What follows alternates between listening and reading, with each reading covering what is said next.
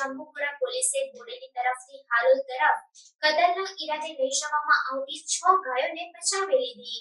જાંબુઘોડા પોલીસે બોડેલી તરફથી હાલોલ તરફ કતલના ઈરાદે લઈ જવામાં આવતી 6 ગાયોને બચાવી લીધી હતી।